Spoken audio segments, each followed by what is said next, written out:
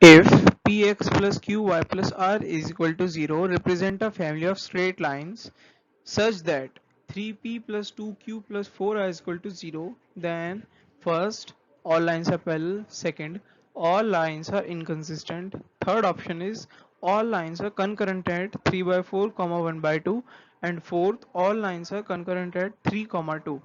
So in order to answer this question, the family of the equations that are provided to us can be listed here.